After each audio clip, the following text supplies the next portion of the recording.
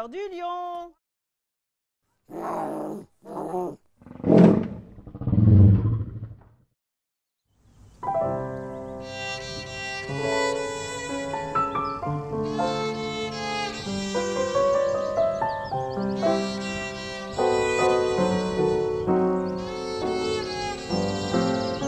La classe de CE1 vert vous présente l'histoire du docteur Gradus. Il était une fois, il y a bien longtemps de cela, un vieux savant appelé docteur Gradus. Il avait passé sa vie à étudier tous les livres, à apprendre tout ce que contenait le monde, sans jamais pourtant sortir de sa maison.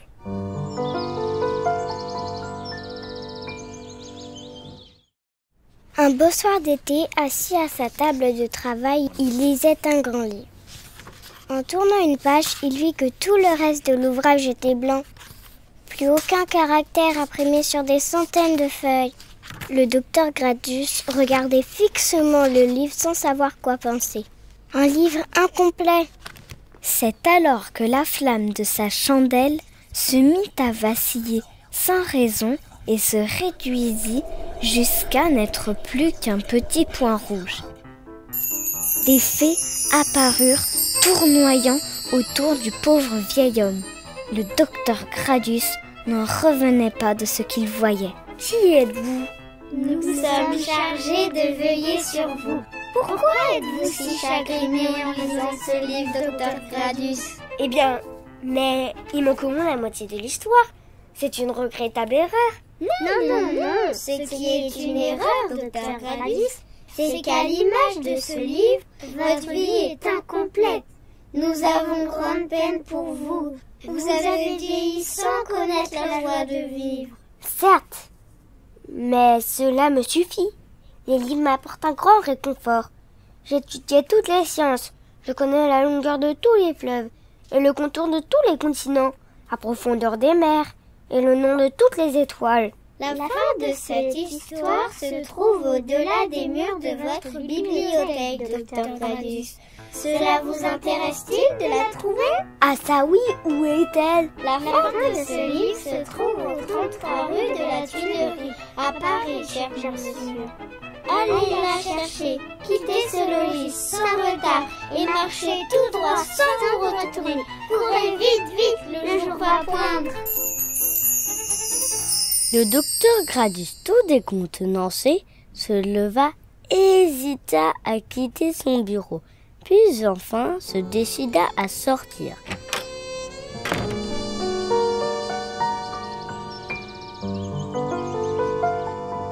Le vieux docteur Gradus marcha tout droit dans le soleil qui éclairait la campagne.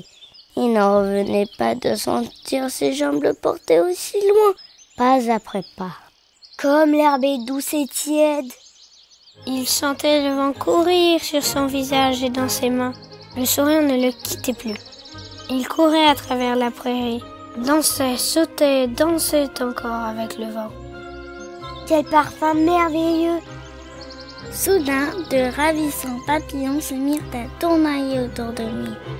Les enfants virevoltaient joyeusement après les papillons pour les attraper, sans jamais y parvenir. Le docteur Gradus marcha encore de longues heures.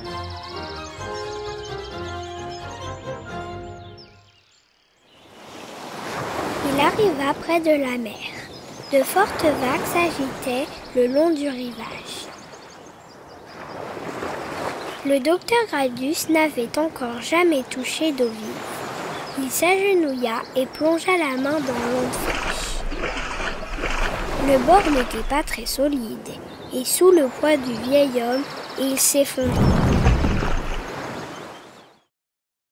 Le docteur Gradus sentait la douceur de l'eau l'entourer, puis il se trouva entièrement sous l'eau. Que de merveilles l'attendait! Des poissons semblaient danser sur leur propre musique. Des bouquets d'algues multicolores et des coquillages scintillaient sur le sable. D'étranges animaux frôlaient le docteur Gradus. Le courant le portait rapidement vers le large.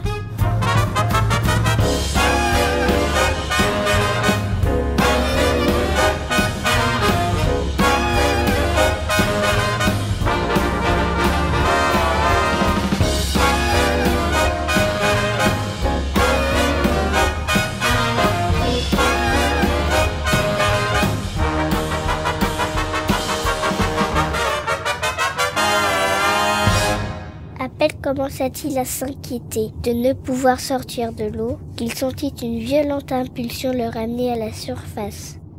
Un pêcheur sur son bateau avait secouru le docteur Gradius.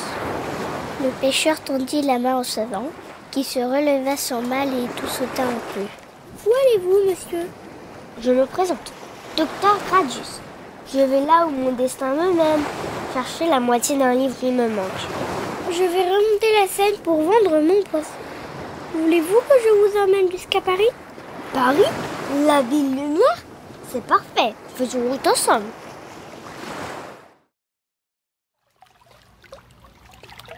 Grâce au pêcheur, le docteur Gradius débarqua à Paris. Tout en marchant, le docteur Gradius observait la ville. Cet endroit était si différent, si étrange, si grand. Toutes les rues se ressemblaient. Le savant était perdu. Comment vais-je trouver le 33 rue des Tuileries?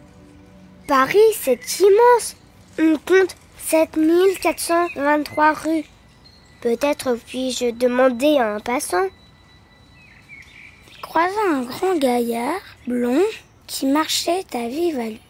Il lui demanda avec politesse. « Veuillez me pardonner, monsieur.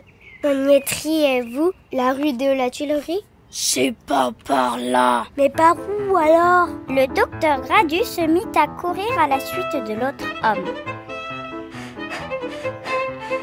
Le docteur Gradius s'essouffla rapidement et fut rattrapé par des gendarmes.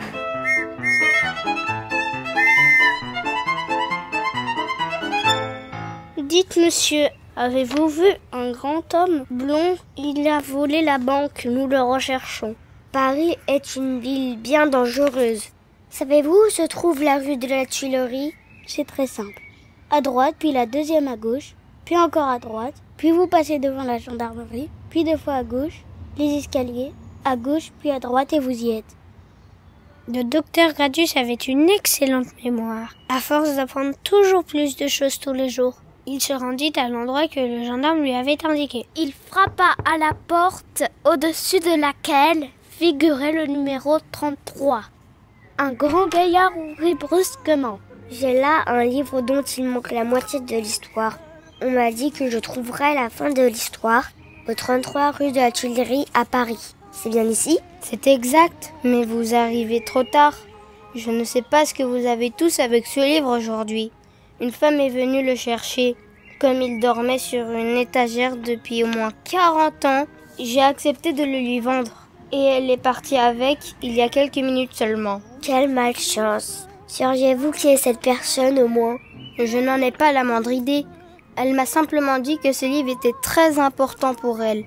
Et puis elle m'a raconté une histoire de fée à laquelle je n'ai rien compris. De fée? C'est étrange, voyez-vous?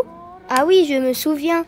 Elle m'a parlé d'attendre quelqu'un dans un endroit où elle était sûre de le voir arriver. C'est tout ce que je sais. Et elle portait un bandeau avec une grosse fleur. Vous pouvez peut-être la rattraper. 1000 merci, monsieur.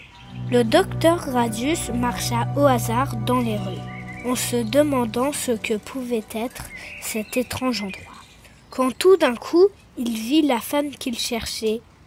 Il courait pour la rejoindre quand un groupe de choristes lui barra le passage. Ah, le fameux Filon qui exerçait le métier de fantôme. Le travail vraiment n'est pas long. On n'en fiche pas un atome si ce n'est l'ennui compliqué de nos chaînes à astiquer. Mais dès le premier chant du coq, il nous faut vite nous enfuir. Le docteur Gradius se remit à la poursuite de cette mystérieuse inconnue. Et c'est là qu'il la vit. En levant la tête, il la découvrit perchée sur une immense construction de métal, la Tour Eiffel.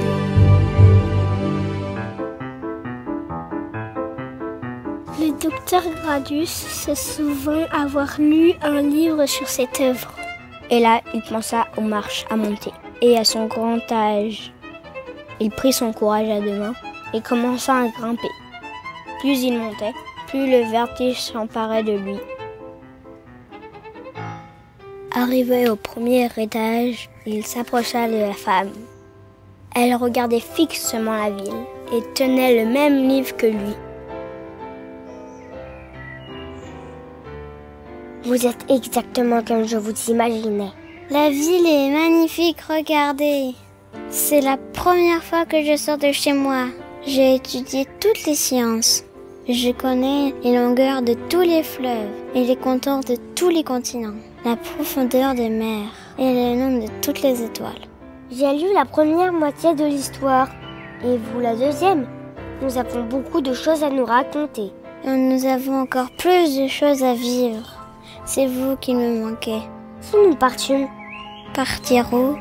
Je connais un pêcheur qui peut nous emmener au loin sur son bateau. Allons voir le monde ensemble. Allons voir le monde ensemble.